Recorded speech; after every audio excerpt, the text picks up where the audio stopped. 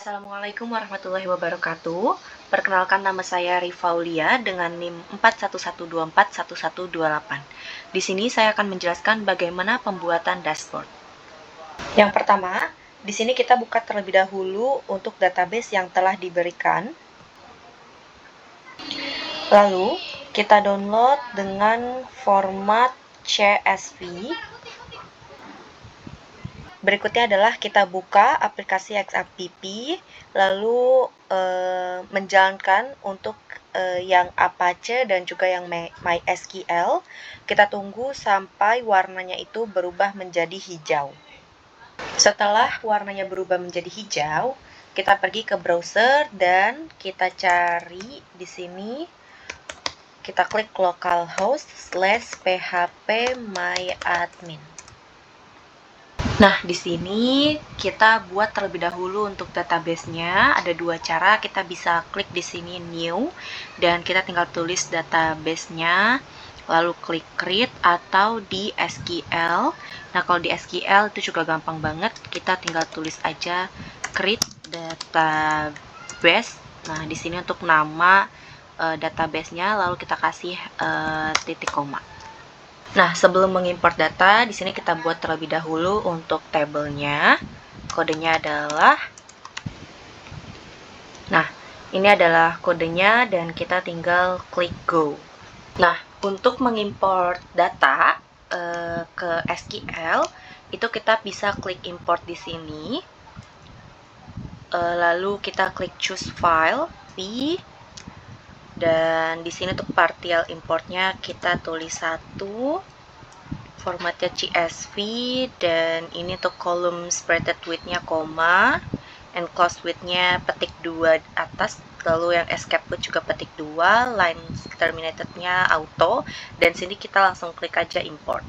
Berikutnya adalah kita membuat project Laravel-nya. Pertama kita pergi ke folder dari XAMPP dan di dalam htdocs-nya. Di sini, kalau misalkan kalian belum membuat foldernya, cara membuatnya adalah kalian tinggal tulis aja composer create project laravel/laravel, dan di sini tulis nama project yang mau kalian buat. Nah, karena sebelumnya saya sendiri sudah membuat projectnya, yaitu TS Grafik, dan di sini kita jalankan dulu untuk projectnya. Nah, kita tinggal tulis aja ini dan kita jalankan. Nah, sampai ada tulisan press Ctrl+C to stop the server. Nah, setelah itu kita buka di Visual Studio Code untuk project UTS Grafik, dan kita pergi ke .environment ini, kita hubungkan ke phpMyAdmin punya kita. Yang untuk DB connection ini kita ganti ke MySQL, lalu DB hostnya kita taruh 127.0.0.1, DB portnya di sini saya pakai 3307, dan nama database-nya adalah UTS Grafik, DB username root, dan passwordnya di sini kita kosongkan. Berikutnya, setelah dari .environment, kita pergi ke folder app, lalu ke models, dan di sini kita buat file bernama cell.php. Di sini saya taruh kode untuk menghubungkan Laravel dengan sales data. Setelah dari cell.php, kita pergi ke http, lalu ke controllers. Kita buat di sini file bernama dashboard controllers. Nah, di dashboard control ini adalah logic yang digunakan untuk mengatur data mana saja yang akan diambil untuk ditampilkan di dalam dashboard. Berikutnya kita ke routes, lalu di sini ada web.php. Web.php ini agar ketika halaman itu dijalankan, maka akan langsung menampilkan halaman indeks. Untuk halaman dashboard, itu saya menggunakan template dari TeamWagon, dan sudah saya download. Lalu untuk folder aset itu saya pindahkan ke folder publik, yang mana folder aset itu berisikan CSS, image, lalu ada JS, dan ada SCSS. Untuk halaman dashboard itu saya menggunakan template dari TeamWagon, dan sudah saya download. Lalu untuk folder aset itu saya pindahkan ke folder publik, yang mana folder aset itu berisikan CSS, image, lalu ada JS, dan ada SCSS. Berikutnya kita ke folder resources, dan di dalam folder resources ini kita ke view, dan di dalam folder view kita buat folder yang bernamakan layout, dan kita buat file yang bernamakan app.blade.php. Nah, untuk app.blade.php ini adalah kerangka utama dari dashboard yang akan ditampilkan. Di dalam app.blade.php ini juga kita memanggil CSS dan juga JS dari folder public, itu kita panggil di sini. Nah, lalu kita juga menaruh add yield content, yang mana itu adalah isi dari dashboardnya yang akan dipanggil di dalam file yang berbeda. Kalau untuk dashboard.blade.php ini, itu adalah isi dari dashboard yang akan ditampilkan.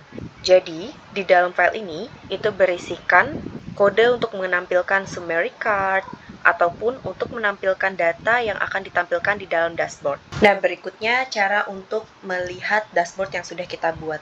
Di sini kita tinggal tulis aja.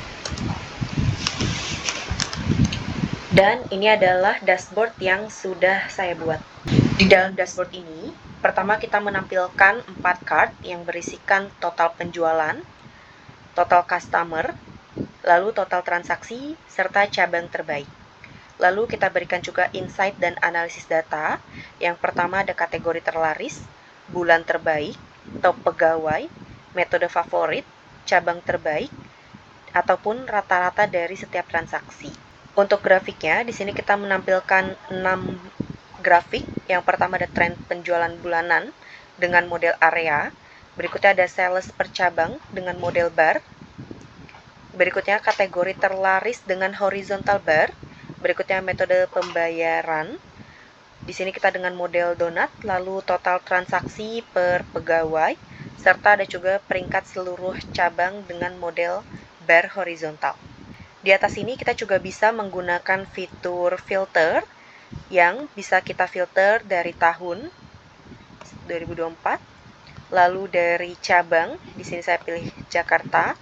Berikutnya untuk kategori makanan, lalu metode pembayaran kita pakai e-wallet dan kita coba filter. Ini dia untuk hasil dari filter yang dilakukan. Setelah melakukan filter, kita juga bisa mengembalikan ke awal, kita bisa melakukan reset. Ini setelah dilakukan reset. Sekian penjelasan dari saya tentang bagaimana cara pembuatan dashboard. Terima kasih banyak, selebihnya mohon maaf kalau ada salah kata. Wassalamualaikum warahmatullahi wabarakatuh.